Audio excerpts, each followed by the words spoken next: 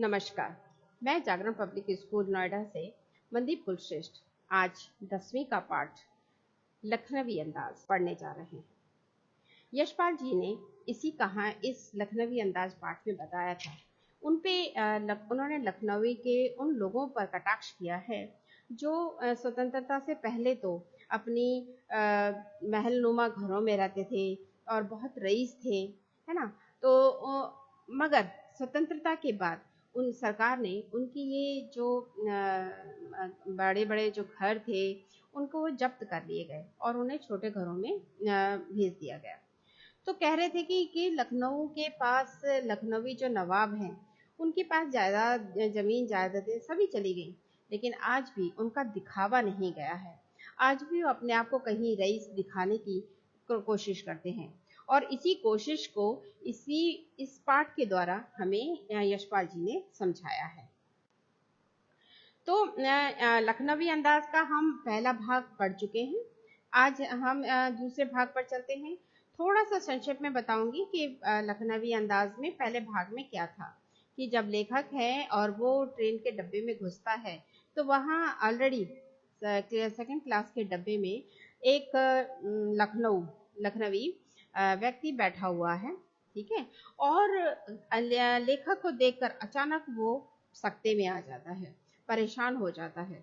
क्यों? क्योंकि उसके दो कारण थे।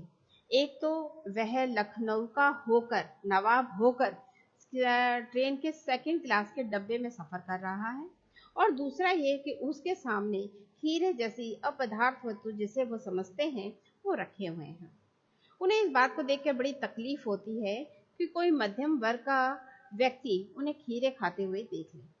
इसलिए इन दो कारणों के कारण जो नवाब था वो लेखक को देखकर परेशान हो जाता है। इतना परेशान हो जाता है कि जब लेखक जाता है ट्रेन के डब्बे में, सेकंड क्लास के डब्बे में, तो उसे देखकर उसके चेहरे पर कोई भी मुस्कुराहट नहीं आती है। इसीलिए वह इस बात से परेशान होकर वह लेखक को कोई भी मुस्कान नहीं देता है या उसका स्वागत करने के लिए आगे नहीं बढ़ता है, बल्कि उसे देखकर परेशान ही हो जाता है। अब इसका दूसरा भाग हम पढ़ने जा रहे हैं। नवाब साहब ने फिर एक पल खिड़की से बाहर देखकर गौर किया और दृढ़ निश्चय से खीरों को के नीचे रखा तौलिया झाड़कर सामने बिछा लिया। सीट के नीचे से लोटा उठाकर दोनों खीरों को खिड़की से बाहर धोया और तौलिए से पोंछ लिया। अब यहाँ पर जो नवाब साहब हैं वो खीरे को देखते, अब खीरे खाने के लिए थे, मगर खीरों को इस तरह से देखकर उन्हें बड़ी कि उनके सामने मध्यम वर्ग जो लेखक थे, मध्यम वर्ग के, वे बैठे हुए थे। उनसे कैसे वो पूछ उनके सामने वे कैसे खीरा खा ले। इसलिए वो खीरों को नहीं खाता है और ये क्रियाकलाप करता है जो हम पढ़ने जा रहे हैं कि वो बड़े एहतियात से खीरों को निकालता है, तौली पे रखता है, फिर लोटा निकालता है और खीरों को बड़े एहतियात तरीके से धो पोंछकर और फिर उनके सिरों को काटता है, सिरों को काटकर और फिर उसको चाकू से गोदकर झाग निकालता है। जैसा कि मैंने पहले भाग में भी बताया था कि जो पहले देसी खीरे हुआ करते थे वो कड़वे हुआ करते थे और उनकी कड़वाहट निकालने के लिए इस प्रकार की क्रिया की जाती थी कि उनके सिरों को काट दिया जाता था, उन्हें गोदा जाता था और फिर उनमें से झाग निकाली जाती थी। जो झाग होती थी वो खीरे की कड़वाहट होती थी। अब उन्होंने ये सारे कार्य कर लिए। उसके बाद खीरों को बहुत ही एहतियात से छीलकर फांकों को करीने से तौलिए पर सजाते गए। और सोचिए आप, जिस तरीके से वो कार्य कर रहे थे तो इसी से पता चलता है कि उनका कितना मन रहा होगा उनको खीरों को खाने का। लेकिन फिर भी वे सब्र करते हैं और खीरों को छीलते हैं, उन्हें तौलिए पर काट कर करीने से बिछाते हैं। करीना लखनऊ उर्दू शब्द है। लखनऊ स्टेशन पर खीरा बेचने वाले खीरे के इस्तेमाल का तरीका जानते हैं। ग्राहक के लिए खीरा मिला नमक और पीसी हुई लाल मिर्च की पुड़िया भी हाजिर कर देते हैं। बच्चों, आपने भी देखा होगा कि यहाँ पर जब भी आप कहीं पर खीरा मिलता है तो उसके साथ में नमक, मिर्च और जीरा मिली एक पुड़िया सी जरूर आपको भेंट करते हैं, वो जरूर आपको देते हैं कि उस पर लगाने के लिए। उससे खीरे का स्वाद जो है वो और भी बढ़ जाता है। अब यहाँ पर भी ऐसे हुआ कि नवाब साहब ने जब खीरे खरीदे तो उनके साथ उस सब्जी वाले ने या उस खीरे वाले ने उसे वो पुड़िया भी दे दी और इसमें बताया कि किस तरह से उसमें जीरा, नमक और लाल मिर्च जो पिसी हुई है वो मिली रहती है। नवाब साहब ने बहुत करीने से खीरे की फाकों पर जीरा मिला नमक और लाल मिर्च की सुर्खी बुरक दी। ठीक है, सुर्खी लाल रंग को कहा जाता है। तो उन्होंने क्या किया, वो जो मसाले थे वो खीरों पर अच्छे से लगा दिए। उनके प्रत्येक भाव भंगिमा जबड़ों के सफुरण से स्पष्ट था कि उस प्रक्रिया में उनका मुख खीरे के रसास्वादन की कल्पना से पलावित हो रहा था। अब लेखक जो वहां बैठे हुए थे, कहानी के बारे में तो क्या सोचते, वो नवाब के क्रियाकलापों को ही देख रहे थे कि कि ये जो नवाब हैं ये क्या क्या करते हैं, इसलिए कनखियों से उनकी ओर देख रहे थे। नवाब साहब तो अपने खीरों में व्यस्त थे, खीरों को काटना, उनको गोदना, उनको छीलना और फिर उनको रखना, उस कार्य में वे बिजी थे, व्यस्त थे। अब लेखक बड़ी बारीकी से, बड़े ध्यान से नवाब को देख रहे थे और देख रहे थे कि किस प्रकार उनके मुंह में जो है पानी भर आया है। आप जानते हैं कि जब भी हम कोई खाने के बारे में सोचते हैं या कोई खाना हमारे सामने रखा होता है या हम इसको जब खाने लगते हैं तो हमारे जबड़ों से, यानी दांतों की साइड से जो होते हैं सलाइवा निकलता है, उसी को यहाँ पर पानी कहा गया है कि वो सलाइवा उनके मुंह से इतना निकल रहा था कि उनका मुंह पूरा भर आया पानी से। लेकिन नवाब साहब की ये मजबूरी रही कि वे लेखक के सामने इन खीरों को खा नहीं सकते थे। प्लावित हो गया। हम कनखियों से देखकर सोच रहे थे कि मियाँ रईस बनते हैं, लेकिन लोगों की नजरों से बच सकने के ख्याल में अपनी असलियत पर उतर आए हैं। अब ट्रेन में दोनों बैठे हुए हैं, ठीक है, ट्रेन में दोनों बैठे हुए हैं और उनकी सेकंड क्लास का डब्बा है, ठीक है, सेकंड क्लास के डब्बे की टिकट खरीदी है। मैंने पहले भाग में भी ये बताया था आपसे कि ट्रेन की टिकट लेखक किस कारण खरीद लेते हैं, है ना।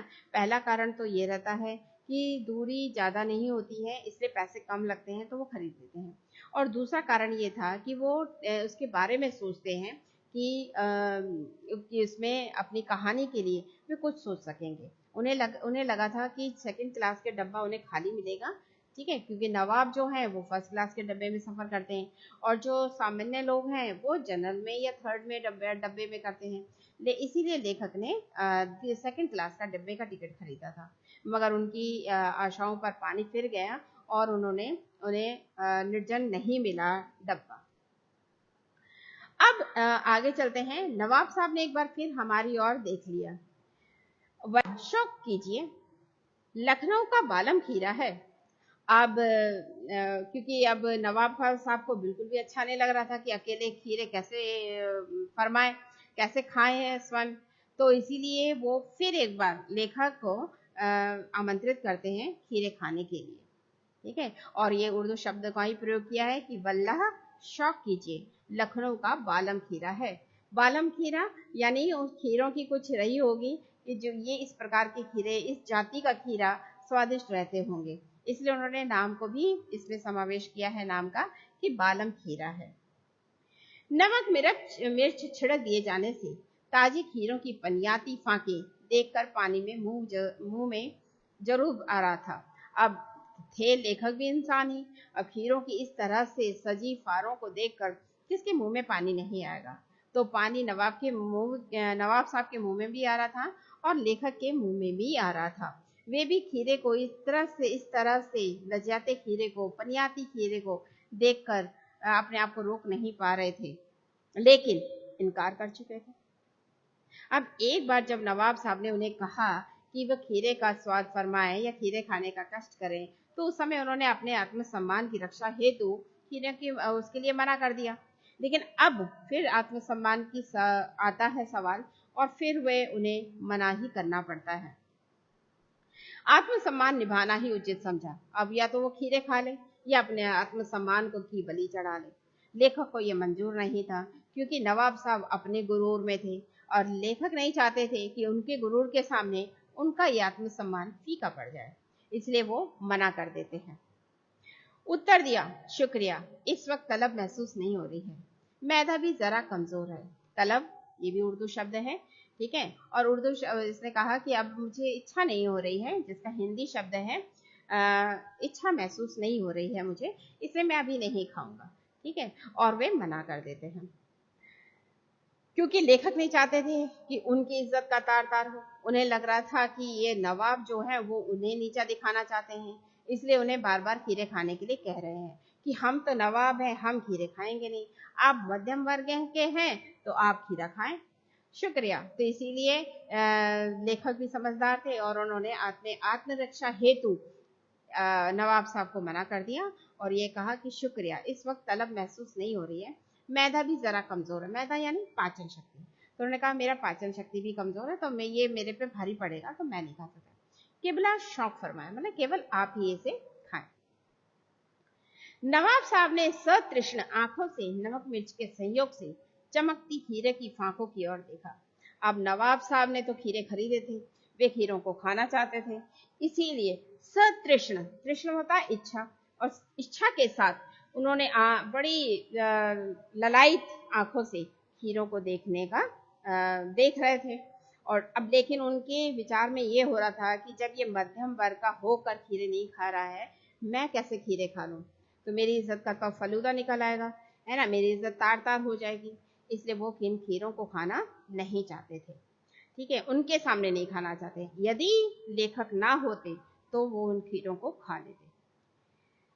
अब संयोग से चमकती खीरे की फांकों की ओर देखा, खिड़की के बाहर देखकर दीर्घ निश्वास लिया। और उसके बाद अब लेखक ने भी मना कर दिया, है ना।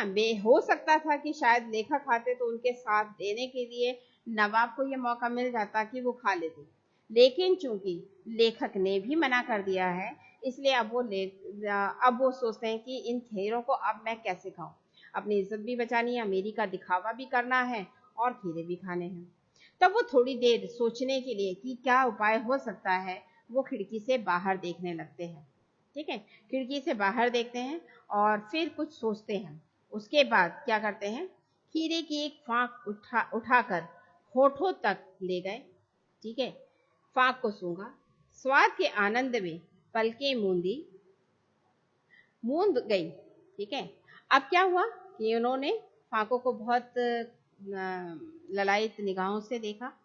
अब उन्हें अपना अमीरियत का दिखावा करना ही था, इसलिए उन्होंने क्या किया, उन फांकों को लिया और उन्हें अपने नाक तक लेकर आए और उन नाक से उन्होंने उस खीरे को सूंघा, ठीक है, और स्वाद में आंखें मूंद ली माने बंद कर ली।